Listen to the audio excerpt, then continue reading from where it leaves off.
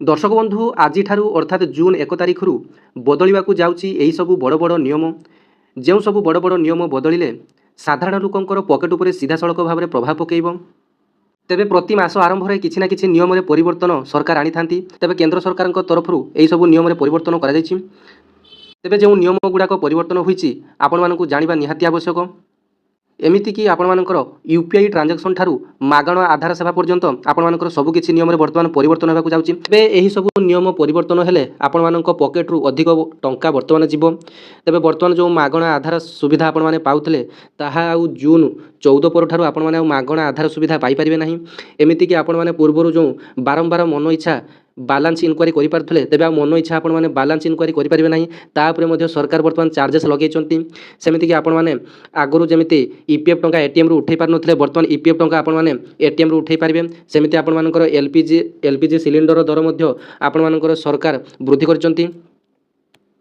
तेबे सेमिति बैंकिंग एवं post office सेवारे fix deposit उपरे सुध हार में परिवर्तन होती जहाँकि आज भिडियो माध्यम जाना जे संपूर्ण अपडेट कौन रही बर्तमान कौन सब बड़ बड़ नियम में परिवर्तन आने को जाऊँच केंद्र सरकार। तेबे प्रति मास आरंभ जमी आपर किसी ना किसी नियम में परिवर्तन होता है। तेबे सेमिति जून 1 तारिख यही सब बड़ बड़ नियम में परिवर्तन आनी केंद्र सरकार। जो नियम गुड़िक आज भिडियो माध्यम जाना पीएफ यूपीआई ठारू क्रेडिट कार्ड पर्यंत 1 जून रु बदली यही सब नियम आपणकर पकेट उपर पड़ो यार सीधा प्रभाव। तेबे प्रति मास भली जून मासरे मध्य अनेक परिवर्तन आसीपारे। यह लोकंक पकेट उपरे सीधा प्रभाव पकईबो। यूपीआई एवं पीएफ ठारू एलपीजी सिलिंडर दर पर्यंत अनेक नियम 1 जून रु परिवर्तन हेबाकु जाउछि।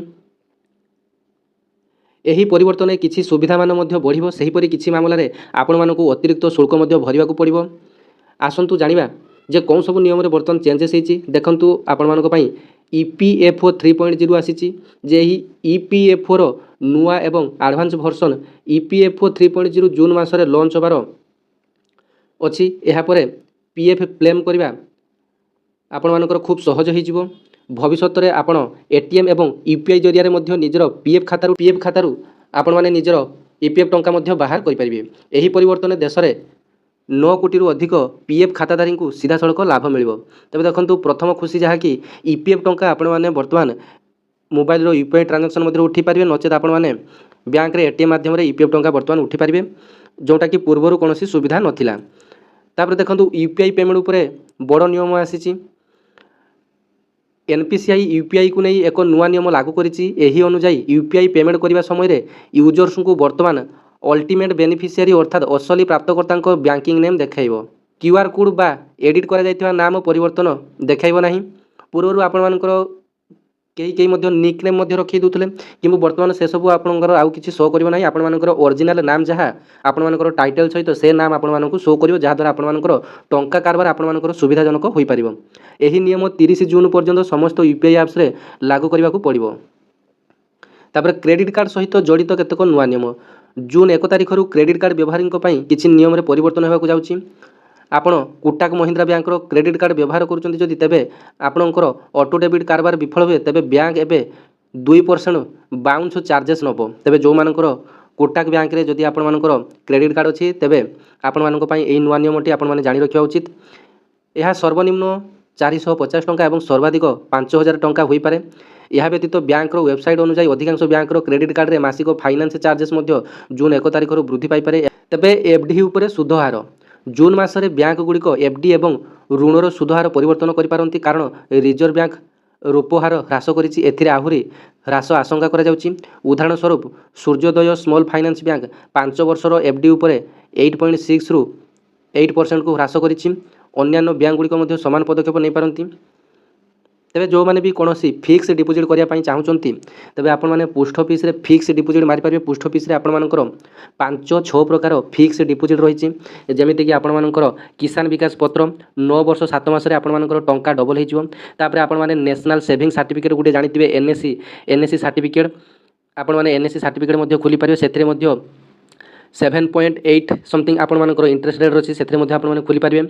मंथली इनकम स्कीम गुटे रहिछि एमआईएस स्कीम जोटा कि आपण माने वर्ष को अर्थात आपण माने 5 वर्ष पई जदि 1 लाख टंका रखंती तेबे प्रति मास आपण माने 617 टंका लेखाए प्रति मास 5 वर्ष जाक प्रति मास आपण माने 617 टंका लेखाए सुध पाई पारिबे। तापर 5 वर्ष पर आपण माने मूल टंका मध्ये उठेई पारिबे। ତେବେ ସେମିତି ଆଉ ଏକ ଫିକ୍ସ ଡିପୋଜିଟ୍ ଅଛି ଟର୍ମ ଡିପୋଜିଟ୍, ଯେଉଁଟାକି 1 ଇୟର୍ 2 ଇୟର୍ 3 ଇୟର୍ ଏବଂ 5 ଇୟର୍ର ଆପଣମାନଙ୍କର ଟର୍ମ ଡିପୋଜିଟ୍ ମଧ୍ୟ ରହିଛି। ସେଥିରେ ମଧ୍ୟ ସୁଧ ଆପଣମାନଙ୍କର ଭଲ ମିଳୁଛି। 60 ବର୍ଷରୁ ଉର୍ଦ୍ଧ୍ୱ ବୟସ୍କ ବ୍ୟକ୍ତିମାନଙ୍କ ପାଇଁ ସେମିତି ମଧ୍ୟ ଆପଣମାନଙ୍କର ସିନିୟର ସିଟିଜେନ୍ ସ୍କିମ୍ ରହିଛି, ଯେଉଁଟାକି 60 ବର୍ଷରୁ ଅଧିକ ବୃଦ୍ଧ ବୃଦ୍ଧାମାନଙ୍କ ପାଇଁ। ସେଥିରେ ଆପଣମାନଙ୍କର ସବୁଠାରୁ ସୁଧ ପ୍ରଦାନ ଅଧିକ କରାଯାଇଥାଏ। 8.2ରେ ଆପଣମାନଙ୍କର ସୁଧଟି ମିଳିଥାଏ ଏବଂ ତ୍ରୈମାସିକ ଭାବରେ ଆପଣମାନଙ୍କର ସୁଧଟି ମିଳିଥାଏ।